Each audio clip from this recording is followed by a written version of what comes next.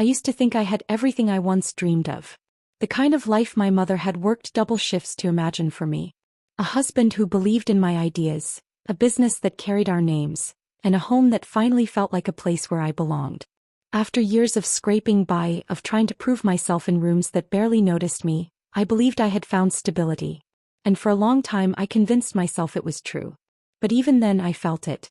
The small cracks I chose to ignore. They weren't obvious at first. They showed up in glances that lingered a little too long between my husband and the woman I had once tried to embrace as family. They appeared in the way he'd dismiss my concerns with a practiced smile, as though my unease was just insecurity. And they were there in the silence I allowed to grow between what I felt and what I was willing to say out loud. When you're building something from nothing, you learn how to protect the dream.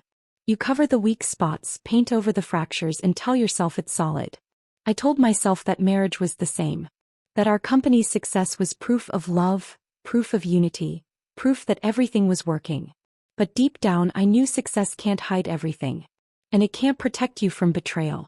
I remember the night my mother first told me I had an eye for design. I was 13, sitting in our cramped living room, rearranging the few second-hand pieces we owned. "You see things differently," she said softly, almost in awe. "Not just for what they are, but for what they could be." Her words stayed with me. That ability to see possibility in brokenness became my way of surviving. It carried me through school, through scholarships, through long nights balancing work and classes. And eventually it carried me to Alexander. He was ambitious just like me. We were young, stubborn, full of ideas bigger than our means. He had the kind of charm that opened doors, and I had the designs that filled the rooms once we walked inside. Together we became a force. We turned discarded wood into shelves people loved, then shelves into collections, collections into showrooms, until our company name was printed in magazines I once only read in waiting rooms. I thought partnership meant safety. I thought love was proof against loneliness. I thought building something together meant we would never tear it apart. But memory has a cruel way of replaying the moments you brushed aside. I remember my stepsister Chloe visiting one Christmas, dressed like the city had wrapped her in gold. She lifted her glass at dinner and smirked. "You really turned Vanessa's little sketches into something worthwhile." Everyone laughed politely and I smiled too, because correcting her would have been petty. But later, when Alexander didn't speak up for me, something inside me folded in on itself.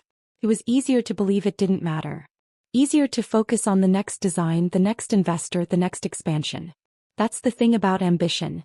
It can keep you moving so fast you don't notice when people start pulling the ground from under you. Looking back, the signs were everywhere. Chloe's questions about our finances that seemed casual but weren't. Her sudden interest in our office tours. The way Alexander began traveling more often, coming home with cologne that wasn't the one he always wore. I told myself it was business. I told myself it was stress. I told myself stories that made it easier to sleep at night. The truth came in a way I never expected. Not in a screaming match or a dramatic confession. It arrived quietly in a conference room after months of silence and suspicion. Papers slid across a polished table. Their laughter at my expense. Chloe's hand brushing his shoulder like she belonged there. That was the moment it hit me. The life I thought was mine had already been taken piece by piece. And I had been too willing to let it happen, too desperate to believe I was safe to admit that safety had never really been there. "Vanessa," my lawyer whispered that day, leaning close, "are you ready?" I didn't answer right away. My hands rested on the table, steady in a way I didn't feel inside. Across from me, Alexander avoided my eyes. Chloe didn't. She looked right at me, daring me to fall apart, daring me to let her win without a fight. I remember the sound of my own breath, how it felt louder than anyone else's voice in that room. It was then I realized something. What they wanted wasn't just money or control. They wanted me to break. They wanted the years I had built into something solid to collapse into nothing. But my mother's words returned to me. "You see things differently. Not just for what they are, but for what they could be." And I knew then, this wasn't the end of my story. It was only the beginning of the one I would tell differently. Because when someone takes the life you thought was yours, you learn the hardest truth. You can still build again. Not from what they left you, but from what they could never take away. And as Chloe leaned back in her chair with that familiar smirk, I understood that revenge wouldn't be a loud strike. It would be something far quieter. Something they would never see coming. I told myself her arrival was temporary. That opening my door to Chloe was an act of compassion, not weakness. She had called late one night, her voice trembling, saying she had nowhere to go. I remembered the girl I once tried to welcome as a sister, the one who lost her mother too young. Against every quiet warning in my gut, I said yes. At first she played the part well. Broken-hearted, fragile, exhausted. I cooked for her, checked on her, reminded myself that helping her was proof I was not the bitter person she believed me to be. She stayed in the guest house, curled under blankets, ordering takeout and watching television. I told myself it was fine. Everyone deserves a place to land when the world has stripped them bare. But Chloe was never someone who stayed small for long. Within weeks, her grief had turned into curiosity. She asked to see our offices, then our showroom, then the workshop where design still took shape. I remember her standing in front of one of my prototypes, running her fingers across the edge of a chair I had been refining for months. "You're actually talented," she said, like it surprised her. "I didn't think you had this in you." It should have meant nothing. After years of her dismissing me, her approval should not have carried weight. But it lingered. Some part of me, still that 13-year-old rearranging second-hand furniture, still wanted her acknowledgement. And that desire made me blind to the shift that was already happening. She began showing up at dinners more often, sitting at our table as though she had always belonged there. Her laughter filled the spaces I had once shared with Alexander. She made small jokes at my expense, clever enough to pass as playful, sharp enough to draw blood. I laughed along, telling myself I was imagining it. But betrayal never begins with a single act. It begins with a pattern. I noticed the way she dressed differently when Alexander was home. Sleek dresses, hair brushed into waves, makeup done like she was attending an event instead of living in my guest house. She lingered in the kitchen when he poured himself a drink, her hand brushing his as she reached for a glass. Subtle enough to dismiss, obvious enough to wound. One evening I returned early from a meeting. The house was quiet except for their voices in the kitchen. They stopped speaking when I walked in. Alexander cleared his throat and said, "Just work talk. Marketing ideas." Chloe smiled as though she knew a secret. I wanted to believe him. I wanted to believe them both. But doubt is heavy, and once it takes root it never really loosens. I told myself to trust the marriage we had built. After all, Alexander and I had weathered worse. Broken machines, financial setbacks, nights when we nearly gave up. We had always fought side by side. But this time he felt further from me. His late nights at the office turned into explanations I couldn't trace. His phone stayed face down on the counter. His answers grew shorter, his eyes sharper. So I kept silent. Because silence had always been my survival. With Chloe, with Alexander, with the world that questioned my worth. I learned early that speaking too loudly only gave people more ways to cut you down. But silence has a cost. Every word unspoken builds into a wall between who you are and who you need to be. And that wall was rising inside me, brick by brick, every time I pretended not to notice what was happening. I remember lying awake one night, staring at the ceiling, listening for the sound of Alexander's car in the driveway. Hours passed. When he finally came home, his cologne was too strong, as if it had just been applied. "Late meeting," he muttered, slipping past me into the shower. I didn't respond. I couldn't. Instead, I lay still, realizing how far away he had already gone. The next morning, Chloe appeared at the kitchen table, bright-eyed and restless. She poured herself coffee and said, "You know, Alexander really listens to me. We get each other." She said it casually, but the words carried weight. I looked at her then, not as my stepsister, not as family, but as someone waiting for me to break. I didn't break. I nodded, finished my tea and left the room. But inside something shifted. I understood now that her presence in my home was not an accident. It was a strategy. She hadn't come to heal. He had come to claim. Later that week, Alexander announced a business trip to Chicago. I was meant to go, but a sudden illness kept me in bed. Chloe volunteered to care for me, hovering like a dutiful sister. She made tea, adjusted the blankets, whispered, "Don't worry about a thing." And then, when I was too weak to argue, she boarded a plane with my husband. When the truth finally surfaced, receipts, emails, the confirmation of a hotel stay, it didn't feel like an explosion. It felt like confirmation of everything I already knew but had refused to face. That was the night I stopped pretending. I saw clearly who Chloe had always been. Not the wounded girl. Not the sister I once hoped for. But the shadow I had tried to live with, the shadow I had allowed too close.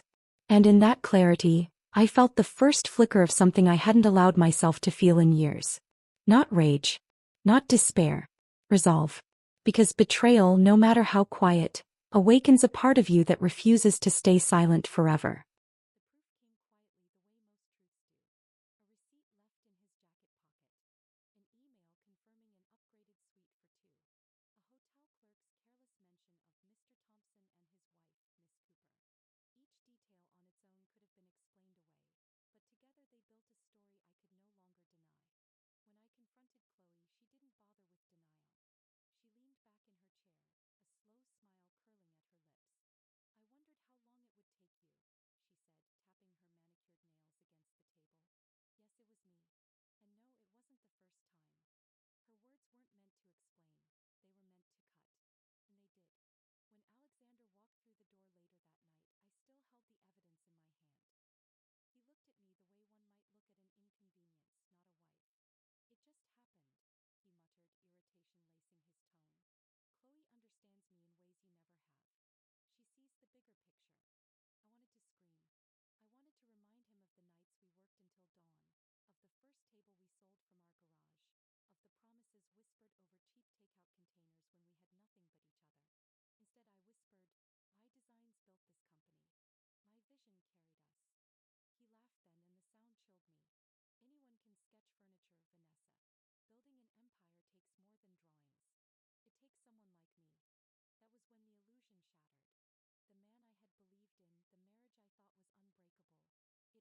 down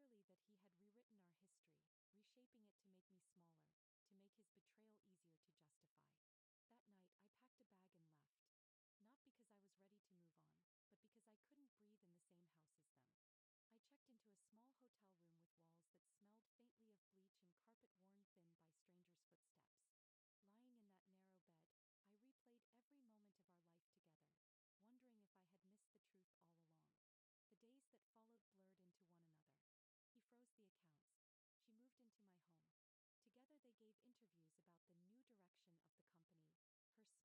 I stopped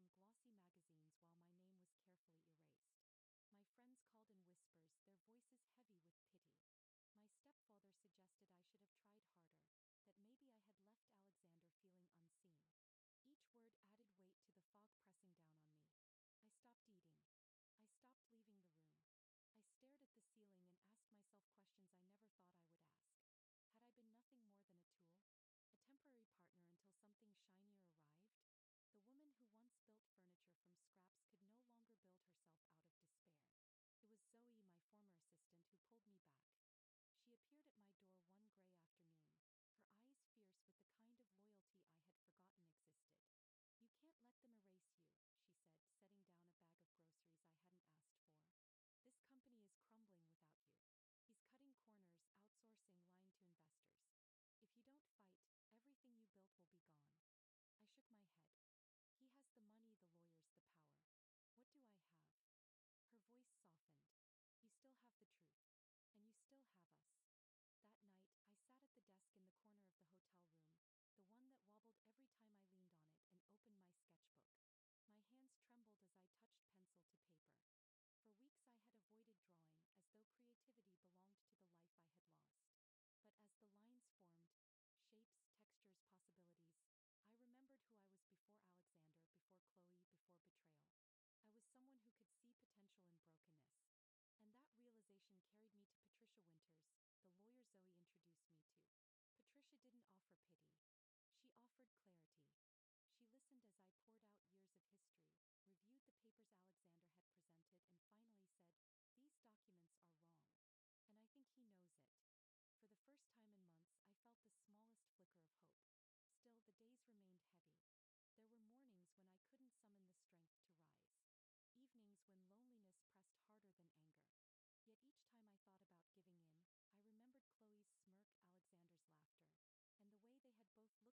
giving in, I remembered Chloe's smirk, Alexander's laughter, and the way they had both looked at me like I was already finished. That memory became fuel. It wasn't rage that moved me forward. It was resolve. Resolve that my story would not end in a hotel room, erased from my own creation. Resolve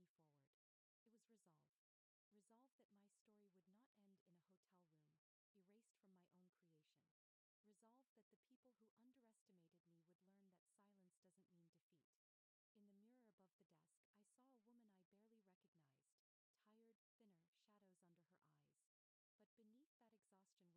unbroken, something they hadn't managed to take. And in that reflection, I understood. The life I thought was mine had already been taken. But the one I would build next, the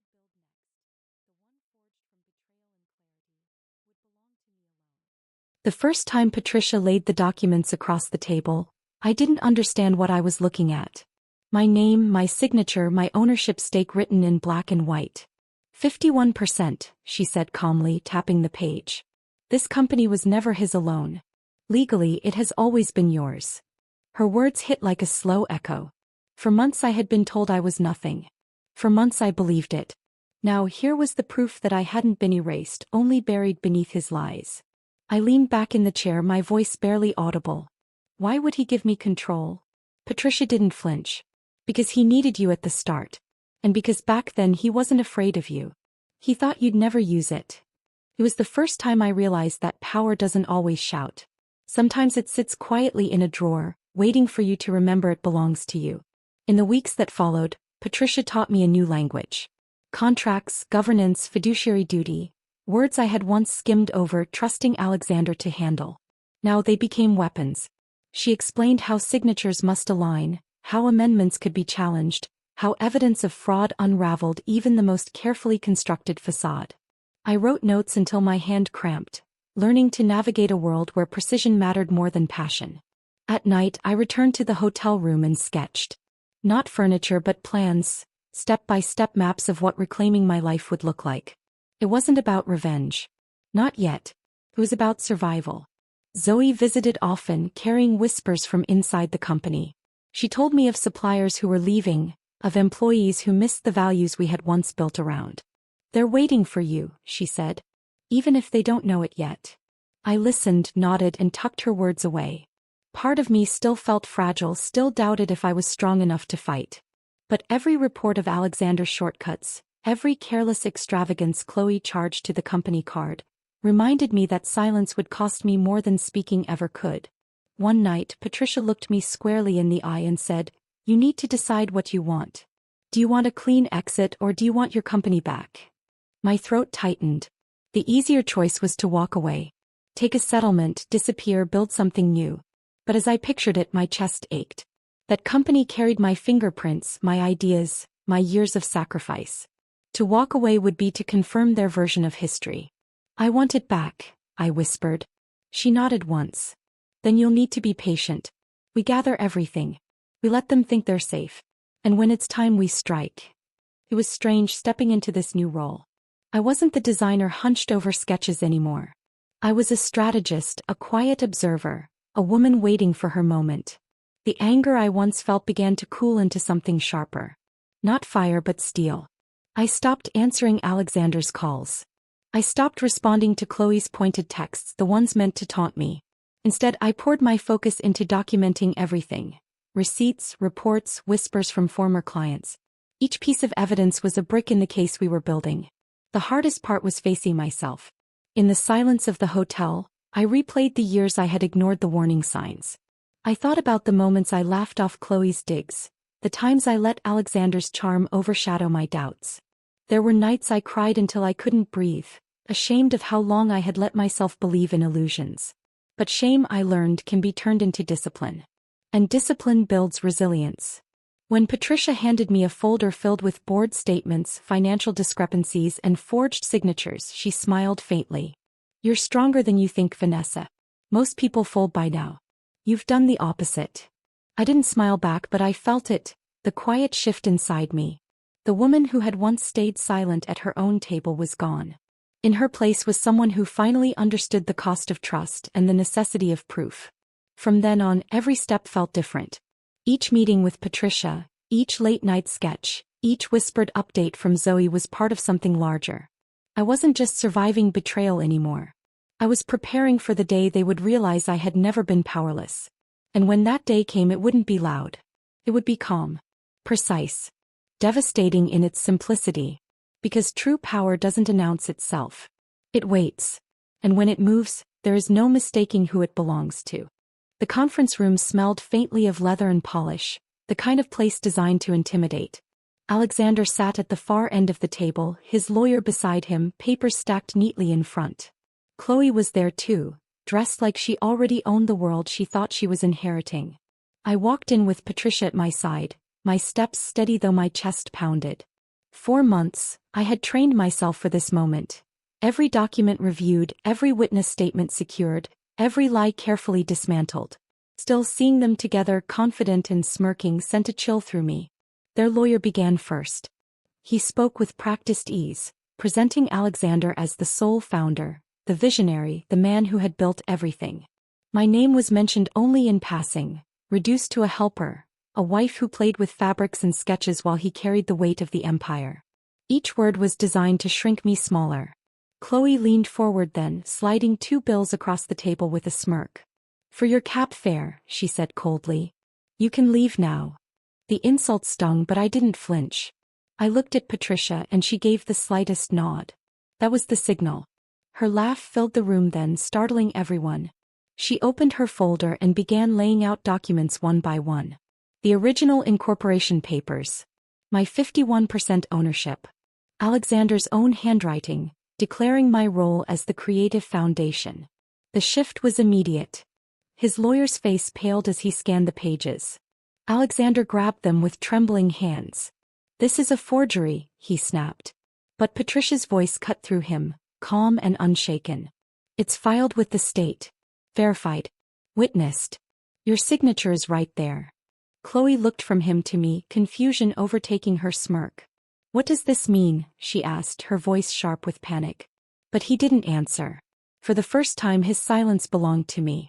Then came the second wave. Statements from board members, financial records of misuse, proof of embezzlement.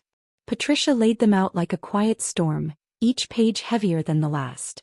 Every word dismantled the story they had written. Every fact exposed the empire they built on lies. The room grew heavy with silence. Even Chloe stopped pretending. And for the first time since it all began, I felt the ground shift. Not beneath me but beneath them. Because silence, when it finally breaks, can be deafening. Victory didn't come in applause or celebration.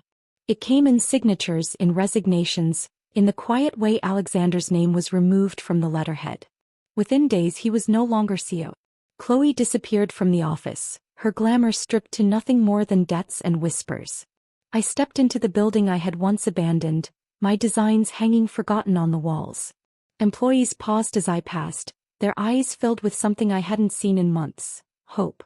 I didn't need to make a speech. I only said, "We're going back to who we were," and they understood. The weeks that followed were exhausting. Meetings, repairs, rebuilding trust. I met with suppliers, apologized to clients, reassured partners. Piece by piece I pulled the company back from the edge he had driven it to. And in doing so I pulled myself back too. One evening months later I saw Chloe again. She was standing at a bus stop, bags heavy in her hands, hair unstyled, face tired. For a moment she raised her chin in defiance. "Come to gloat?" she asked. I shook my head. "No. I just came to offer you a ride." She blinked, her confidence faltering. "Why would you help me?" I paused. "Because anger is heavy. And I'm done carrying it." The drive was silent. When she left the car she whispered, "I'm sorry. Not that you'll believe me." "Maybe," I said quietly. "Maybe not. But I hope you find what you're looking for." As I watched her walk away I realized something. Revenge was never about destroying her. It was about reclaiming myself. And I had done that. The company is smaller now but stronger. My name is on every wall. My designs are mine again. And so is my life. They thought they could erase me. What they never understood was that my worth was never in their hands. It was always mine.